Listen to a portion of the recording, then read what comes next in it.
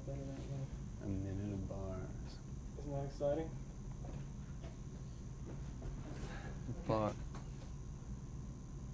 Second, and we're ready. All right, so we talk about Wild Blue Yonder. Well, usually it's something that happens to me. That's where I get words from.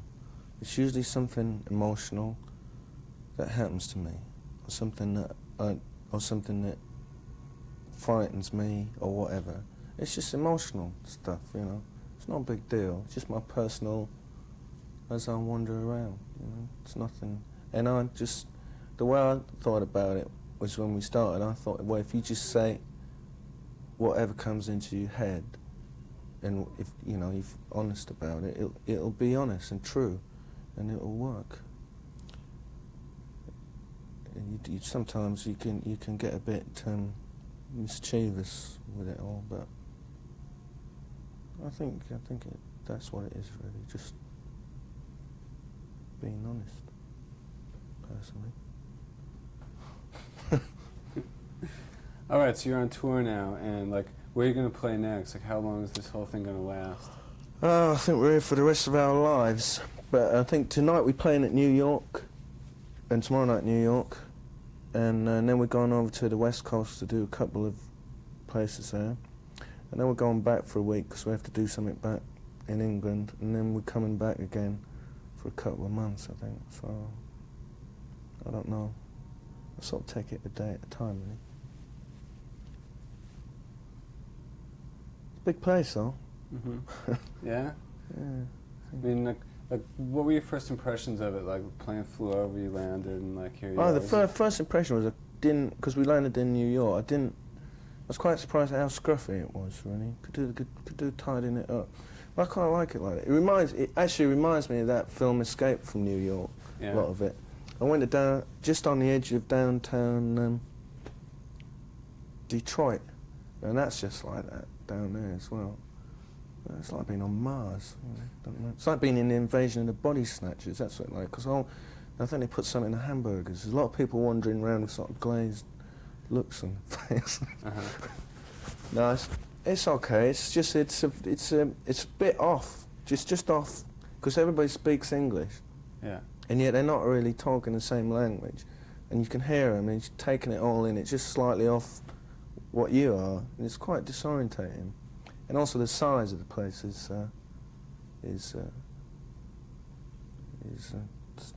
something to deal with, I think.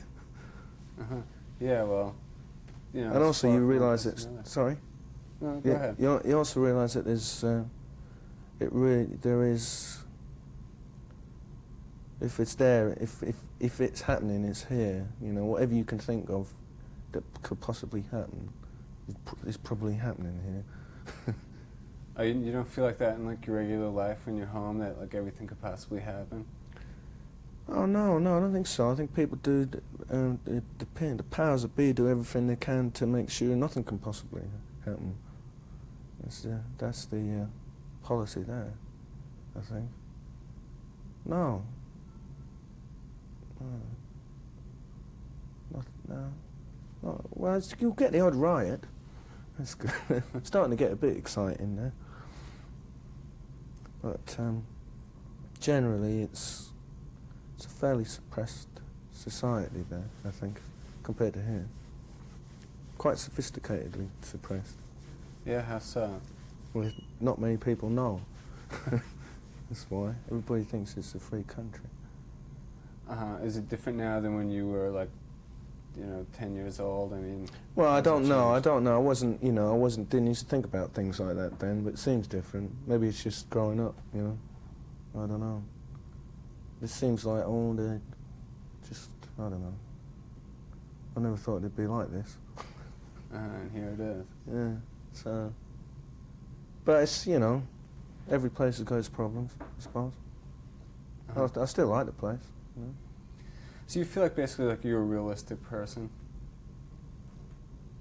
I don't know. Yeah, sometimes. No. Not after yesterday.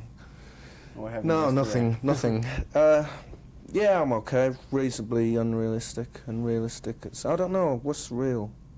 I'm not sure. I can't work it out. I try to just muddle through, really. I've got a way of seeing things, I think. But whether that's realistic or not, I don't know. It might be not be. Uh-huh. Yeah. Like, what do you do for pleasure? What's enjoyable to you?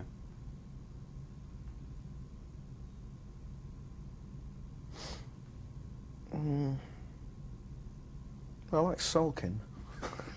I'm getting in real deep depressions and staring at the wall. I like doing that. That's probably one of the most pleasurable things I do. I think. I probably do it better than a lot of people. Yeah, that's good fun. Yeah. It spreads as well. Everyone else starts getting it. No, I don't know. I just drive around, see girlfriend. Just normal.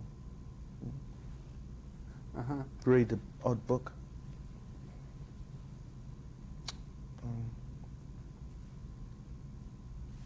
No, same as everyone else. Okay. That's good. And that's it. All right. I was just wondering, do you want me to get, remember when he starts talking about he does something with his foot, do you want me to just get a shot of his foot as a cutaway maybe? I don't know if you'd like that. My foot. Maybe he lifts his I don't foot know. up. Fortune. So let's give a good look at that Dr. Martin's soul. Yeah. Sensible wear, really. Yeah? It's alkaline resistant and fireproof, I think. Oil, fat, acid, petrol, alkaline resistant. But if you get a puncture, you're in trouble. Because they're filled with air. Yeah, you gotta tip over to the side. Yeah, you start walking around in circles. Yeah. It's nothing worse than seeing 200 skinheads with punctures. Traffic jam. And how about the suit? It's a good suit. Yes, what do you want to know about it? It's a silk suit. And, yeah, it's Three alright. buttons, It's light. straight leg. Where'd you get it? I had it made. Yeah? Had it made, yeah. You wear it on stage? Yeah, sometimes. Got a couple. But trouble is, the trousers have shrunk. Because you get soaking wet on stage and they just shrunk. There's about 2 inches, they should be 2 inches longer. You wouldn't think silk would shrink, would you, really? No, you wouldn't think about it. Because, it's been out in the wet a lot, hasn't it? Silkworms and stuff. Yeah. Must get wet. Yeah, it does. You're living proof. Unless you, like, every time you play, you grow, you know. Yeah, maybe. Maybe that's it. Yeah, that must be it. You think that's it? Could be it. Is there like an inside label? You have a label? No, just a pocket. Oh, okay. Yeah. Yeah. Nice sharkskin shirt. It's kind of heavy. So what's the dressing style of the Screaming Blue Messiahs? Sensible and conservative. Why? I think, Just I don't know wondering. what it is. I think, I don't know, like sort of young sort of CIA look. Old CIA look, I don't know. Like, yeah, because for instance, like you walk into your lecture today and you're wearing something and yet you change for the interview, so obviously you're thinking about it in some way. Well, also because I've been sat in a van for 12 hours in the same clothes, No, I think, and then also, I like wearing suits, it's proper adult clothes, suits. Don't want to wander around in jeans all my life, suits. It's not, you walk down the street and walk into a bar, get a bit of respect with a suit on, Keep your hair short and wear a suit, I'll do fine. You can even sit in hotels and you don't get it. It's a good move, I think. My great Aunt Vera told me that. So always have a good suit, keep your hair short, and you'll be able to sit in a hotel lobby without getting hassled. And she That's was one right. reason. She's right, yeah. Okay. Great.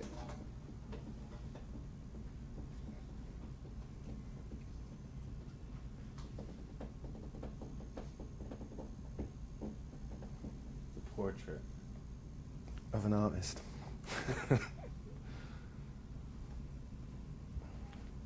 So I just stand here, do you? You're not going to ask me any questions? No? It might be nice if you come up with questions, because it might be more... What? If I come up with them? No. Oh. Are you going to ask me about the suit, are you? No, we asked you about the suit. Yeah, okay, go on then. That was a good answer, too. Oh yeah, you did. Right, yeah. Mm-hmm.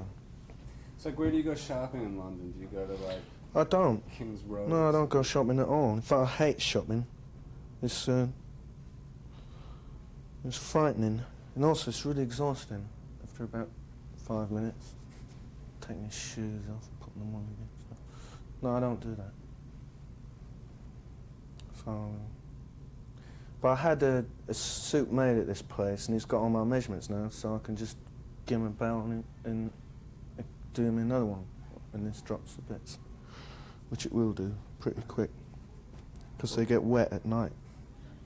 What place is that?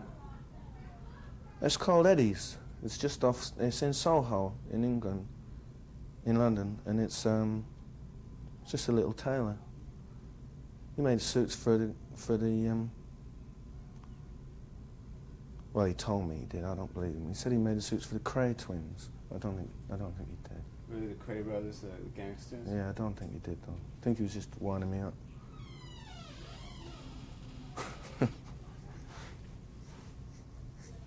Okay. All right, I think we got it. All right, we got it.